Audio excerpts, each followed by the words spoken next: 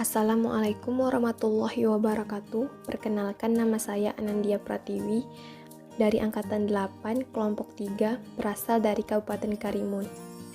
Hari ini saya akan mereview kembali materi agenda kedua, yaitu nasionalisme.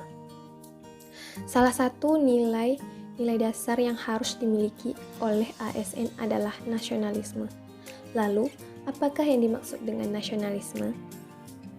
Nasionalisme dalam arti yang sempit adalah suatu sikap yang meninggikan bangsanya sendiri sekaligus tidak menghargai bangsa lain, atau yang lebih dikenal sebagai chauvinisme.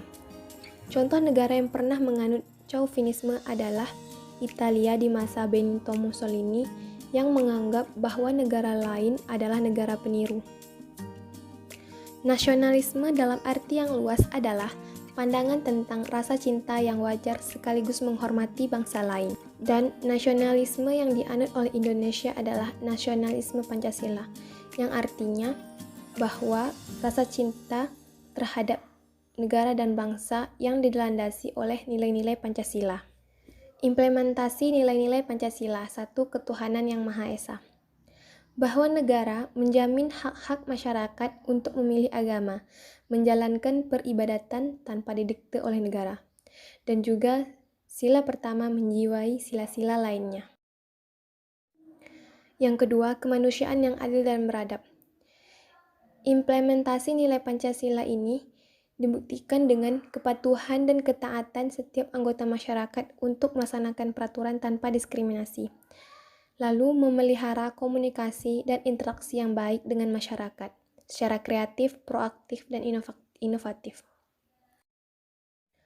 Pemerintah dapat memanfaatkan teknologi komunikasi agar secara proaktif dapat berkomunikasi dengan masyarakat sehingga masyarakat tidak tertinggal informasi. Persatuan Indonesia. Implementasi nilai Pancasila yaitu kesadaran berbangsa juga didukung oleh semangat gotong royong. Hal ini kita dapat menerapkannya dengan berbagi tugas agar tugas terasa ringan dan dapat dikerjakan tepat waktu. Yang keempat, kerakyatan yang dipimpin oleh hikmat kebijaksanaan dalam permusyawaratan perwakilan. Pemerintah dan wakil rakyat diharapkan bisa mengetahui, memahami, dan berdiskusi, merasakan apa yang diinginkan rakyat, dan idealitas apa yang seharusnya ada pada rakyat, sehingga keputusan yang diambil adalah keputusan yang bijaksana. Yang kelima adalah keadilan sosial bagi seluruh rakyat Indonesia, emansipasi bidang politik, dan emansipasi serta partisipasi bidang ekonomi yang seimbang dapat mengatur pembagian kekayaan negara agar rakyat tidak ada yang kelaparan dan memberikan jaminan sosial. Fungsi aparatur sipil negara, yaitu sebagai pelaksana kebijakan publik, sebagai pelayan publik, dan sebagai perekat dan pemersatu bangsa. Fungsi ASN sebagai pelaksana kebijakan publik adalah menempatkan kepentingan publik, bangsa, dan negara di atas kepentingan lainnya. Dan ASN juga harus memegang prinsip customer driven government, yang berarti bahwa sebagai ASN harus menyadari dirinya sebagai bagian dari birokrasi yang melayani kepentingan publik yang berorientasi pada kepuasan pelanggan. Fungsi ASN sebagai pelayan publik yang berarti bersikap adil dan tidak diskriminasi dalam memberikan pelayanan kepada masyarakat. ASN harus membantu melayani, menyiapkan, mengurus, menyelesaikan keperluan seseorang atau kelompok tanpa membedakan ras, suku, bangsa, gender, maupun usia.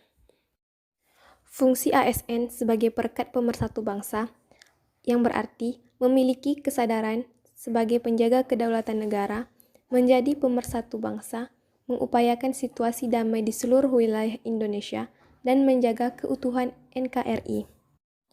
Oleh sebab itu, mindset yang harus dibangun oleh ASN adalah mental nasional, bukan kedaerahan. Meskipun sekarang era otonomi daerah, tetapi ASN tetap memiliki peran dan tanggung jawab untuk menjaga persatuan dan kesatuan bangsa dan negara Indonesia. Sekian dan terima kasih. Assalamualaikum warahmatullahi wabarakatuh.